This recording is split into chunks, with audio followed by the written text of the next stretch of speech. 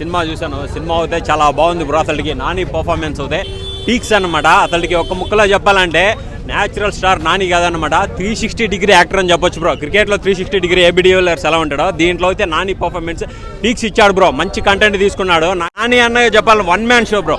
One man army అనే చెప్పొచ్చు.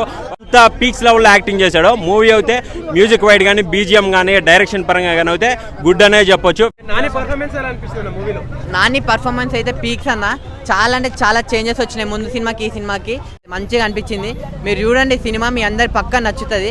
సినిమానైనా ఏదైనా ఉంటుంది, ఇప్పుడు అనిమల్ అయినా ఏదైనా అలానే ఉంటుంది అంతే. ఆ విధంగా ఒక 15-20 మినిట్స్ తప్ప పక్కకు పెడితే మిగతా అంతా ఎక్కడైనా సూపర్.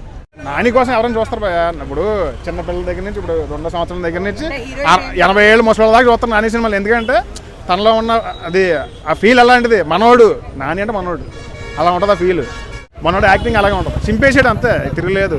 పెద్ద పెద్ద డైలాగ్స్ కానీ ఆమె యాక్టింగ్ కానీ నేను ఆమెకు పెద్ద ఫ్యాన్ అయిపోయినా అన్న ముందే. నాకు సాంగ్స్ అయితే నిజంగా సాంగ్స్ ఒకేసారి వేరే లోకానికే తీసుకెళ్ళిపోయినాయి. అంటే మీరే అర్థం చేసుకోండి సాంగ్స్ ఎంత డీప్గా ఎంత మంచిగా ఉన్నాయో. మీ అందరి పక్క నచ్చుతుంది అన్న సినిమా. అదే చెప్తున్నా, బ్యాక్గ్రౌండ్ మ్యూజిక్ అయితే మామూలుగా కొట్టలే మ్యూజిక్ డైరెక్టర్ కూడా.